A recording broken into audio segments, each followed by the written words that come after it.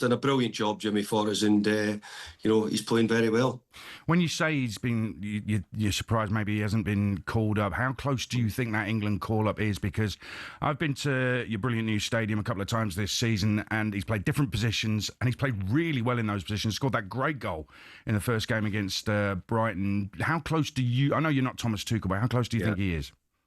Well, look, I just think when I saw, I think Alex Scott's done brilliantly well for Bournemouth as well. And by the way, there's England have got so many good players to select. So for MD to try and select the team, as I was listening to discussions all week, is Bellingham and Foden, etc. So all I'm saying is Jimmy's one of the group of English young midfield players, and I'm calling him young because I think he still is, who maybe in the future has got a chance of getting a call up. David, you just talked about the players England have got. Can I get you on record saying England are going to win the World Cup next summer? Not a chance, Adrian. I couldn't cross the border again if I said that. Are we close to it, do you think?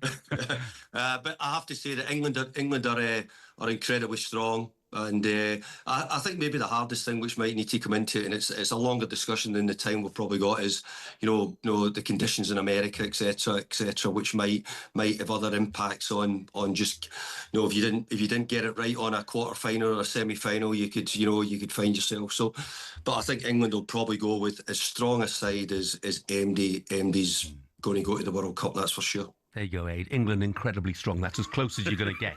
Okay. David, Adrian touched on the new stadium. Look, a lot of clubs find it difficult to settle into new stadiums.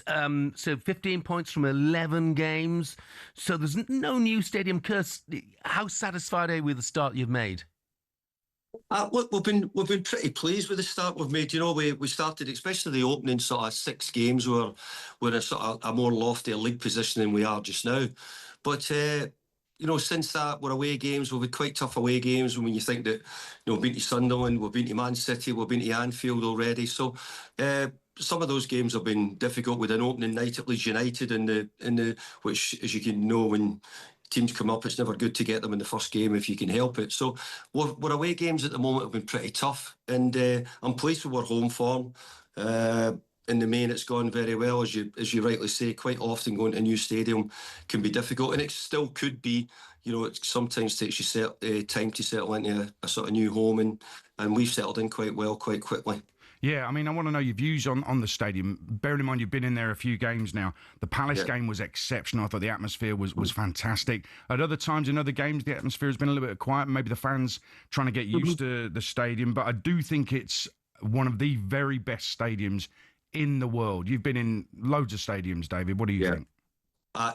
Adrian, it's a brilliant stadium for Evertonians, and for what we wanted and what we needed was an incredible thing what the club have gone and done. And the years of waiting on it, as we said, it's arrived now, we're in it.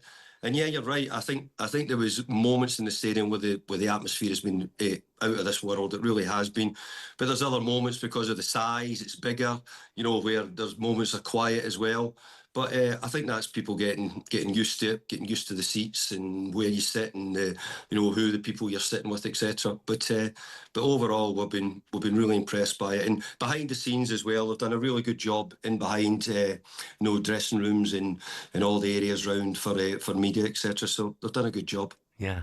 Look, lovely stadium, sitting nicely in the table at the moment. All you need now is a striker to go on a goal-scoring streak, isn't it? Well, I've been listening to you a bit this morning, and I think you've been talking about nearly all clubs talking about needing strikers, and let's be fair, it's not. Even at West Ham, I used to keep getting said, where you need to buy a new striker, and I thought, yeah, you're probably right, but we couldn't find one, so we had to try and get Marko Arnautovic became a centre forward, Mickey Antonio became a centre forward.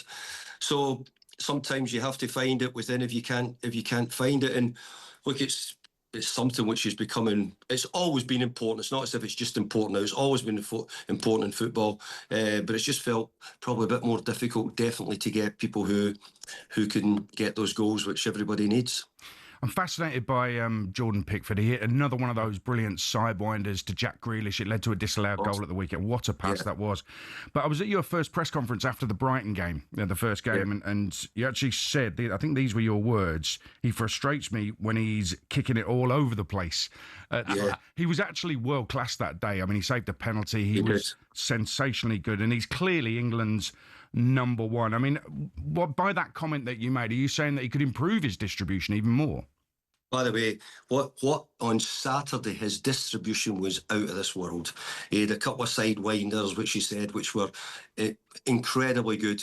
So that's the difference, Adrian. Getting him to kick at that level and do it consistently is great. He is a great kicker of the ball generally, but he can have moments where he's a bit wild and a bit free with it. But he made a couple of great stops for us at the weekend as well. Fulham, for us, probably deserving the victory, had a couple of moments, but I think that's the way it is in the Premier League. I don't think there's any teams at the moment sort of hugely dominating for 90 minutes. And, we've got to try and make sure that when we're not in the dominating force, then we can defend well, and Jordan's a huge part of that. And he's played really well for us, Jordan. His saves are incredible, and he's a great distributor, and Saturday was a great example of that. I've got a question from a listener, Dave. Nothing to do with Everton, in actual fact. He said, but can you ask David how he thinks Preston North End are doing this season and how he thinks he'll do for the rest of the season? I mean, it's a club close to your heart, obviously. Yeah. Well, Preston are doing brilliantly well. Paul Heckingbottom's doing a great job. And I think that I don't think they'll be probably enough to go right up. But if they could be in and around it, it would be incredible for them, because, I always think I look at the sides around the Lancashire area where we live, and most of them have had a taste of the Premier League. Preston have just never been able to get that, so it would be fantastic if they could get even close to it. Really would be. We had Mickey Gray at Everton at the weekend, and he told me after the game that he thought Jack Grealish was exceptional, and he's got to be knocking on the England door. How good has he been on and off the pitch for you, David? Jack's been really good. Jack, I mean, he's helped us retain the ball more, upward numbers as far as possession go, all those things. Obviously, his goal assists have been huge, and I'm sort of driving it home to him that, I think it's good being an assist maker, but it's even better being a goal scorer. So I'm trying to get him to get on the goal sheet more often if possible. But look, he's given us a real strength in how he plays. Him and Ellie and Jai have both played really, really well, both of them, and helped us greatly, and probably changed a little bit the way we are. We wanted to evolve and try and become a better footballing team and do lots of things better if we can. And both those players give us that opportunity to be a bit more like that. But Jack's been great. He's an incredible character, loves his football, watches, listens, which is a great thing, as a lot of the modern young players don't do so much. But Jack's someone who loves his football. And like I think you said at the start, is Thomas Tuchel's got a really difficult job with the quality of players he's got to select for the England squad. But Jack wouldn't let MD down because he doesn't give the ball away much. He's very good at keeping a hold of the ball and playing and making goals. So I think he'll be close to the England squad. Whether he fully gets there, it's not for me to make that decision. No, I'll tell you what, most football fans, if they were picking the squad, Jack would be in it, that's for sure. David, international break coming up. You're going to get yourself away, get a bit of a holiday? Yeah, probably will do. Yeah, it's I never went away the other ones, and look, we've got the players in. We're all back in at the moment and back at it for a few days. So, but they'll certainly get some time off. I think for the non-internationals, it gives them a little bit of they can get a few days off. Lovely. Hey, David, thanks for joining us this morning, mate. Best of luck. Good to see you. For the rest Good of the to see season. you, lads. I'll send you an England shirt. Cheers, David. Thank you so much. Cheers. Bye.